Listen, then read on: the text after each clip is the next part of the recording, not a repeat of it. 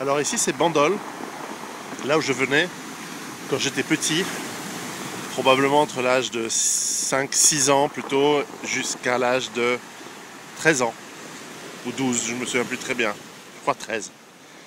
Et mes parents venaient ici car c'était à Athénapore, le lieu de vacances d'un de de collègues de mon papa, euh, qui était à Paris et qui avait qui avait une résidence dans les bars d'immeubles qui sont ici, qui sont encore sympas.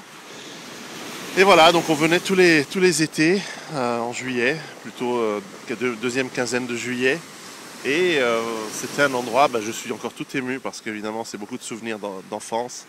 L'enfance c'est cet âge d'innocence qui part et que l'on perd à tout jamais, mais qui reste un bon souvenir. Et ça c'était donc la plage. On descendait par un petit escalier. On le voit plus maintenant, je crois qu'il est condamné. Probablement il n'est pas assez sûr aux normes d'aujourd'hui, mais à l'époque on descendait par ce petit escalier. On plongeait même depuis les rochers parfois directement dans la mer. On était assez inconscients, c'était rigolo. Et puis on venait, on se mettait ici. Alors c'était plus plat, là il y a un tas de cailloux, je ne sais pas. Mais on se mettait par ici, c'était un peu mal aux fesses. Je me souviens que il fallait toujours avoir des sandales, notamment aussi pour les oursins. Et on allait nager ici. Il y avait une très grande pierre, on la voit à peine là encore en transparence là. Il y avait une très grande pierre qui était, lorsque je mettais mes petites palmes ou mes sandales, mais certainement mon masque et mon tuba, c'était ce que j'appelais ma base de départ. J'imaginais que c'est une sorte de vaisseau spatial sous-marin duquel je partais. Et on partait même assez loin, dans la mer. Souvent on faisait de l'apnée avec des amis de mes parents, justement leurs enfants qui étaient un peu plus âgés et qui nous apprenaient à nager correctement. Plus haut il y avait une piscine d'ailleurs, enfin.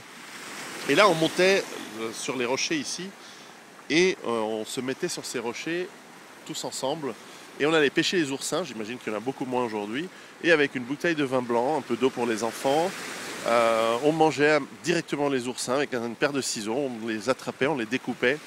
Et voilà, on les dégustait au bord de mer avec un petit morceau de baguette fraîche du matin qui nous était amené par le boulanger directement dans une petite Renault 4 break.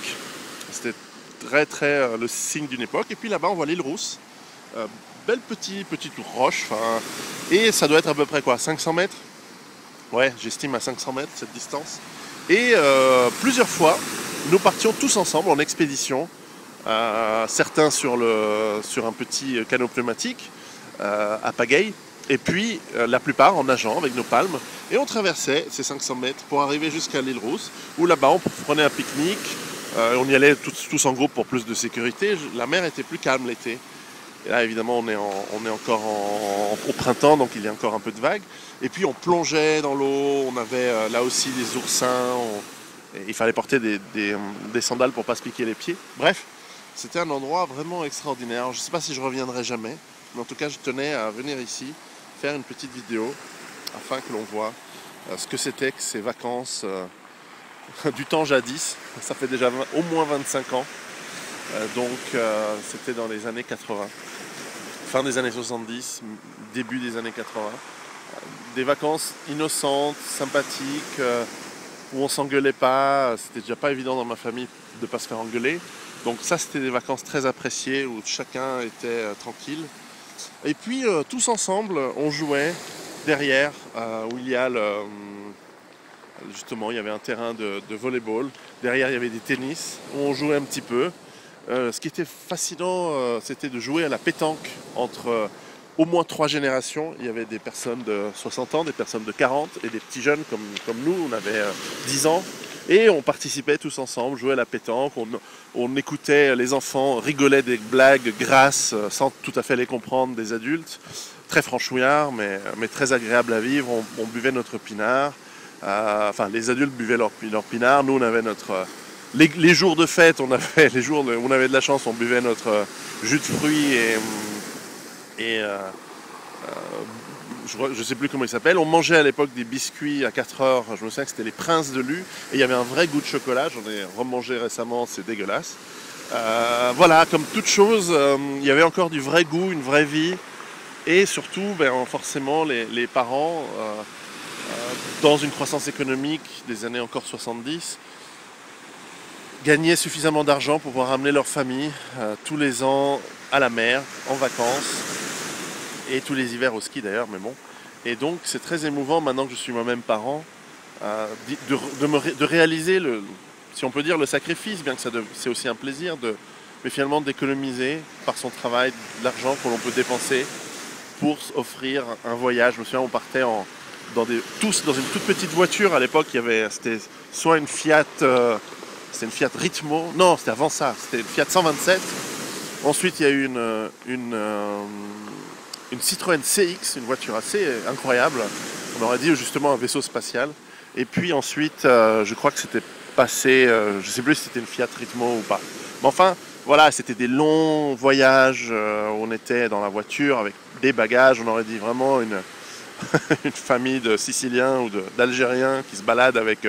on avait des bouteilles sur le toit avec des valises emballées dans des sacs plastiques. Enfin, c'était vraiment pittoresque et voilà, c'est émouvant pour moi de retrouver tout ça.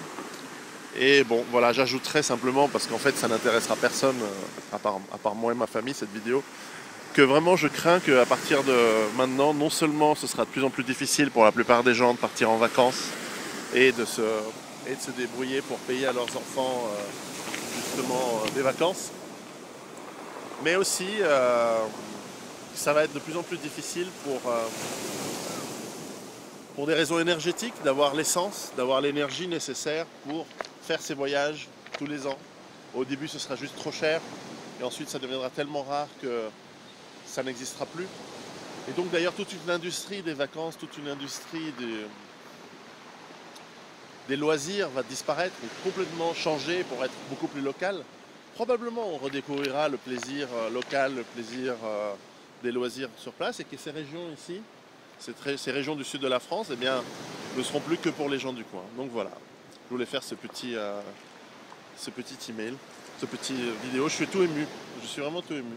Donc voilà, je ne sais même pas si je vais le mettre sur internet, mais je ne sais pas si ça a beaucoup d'intérêt pour vous, mais peut-être je le mettrai afin que seulement ma famille puisse y accéder. Donc on verra bien. En tout cas, voilà, c'était un bel endroit, j'ai des bons souvenirs. Et voilà, ça me fait toujours penser que le monde est un endroit beau, pas très loin de chez nous, il y a des endroits extraordinaires. Et c'est surtout extraordinaire par les souvenirs que l'on y a, parce que justement, l'enfance est un moment de la vie à chérir, à profiter, à vraiment goûter au maximum de nos sens et au maximum de ce que l'on peut faire et justement d'essayer de préserver pour nos enfants une enfance qui ne sera pas trop dure. Et malheureusement, je crains le pire. Voilà. À bientôt.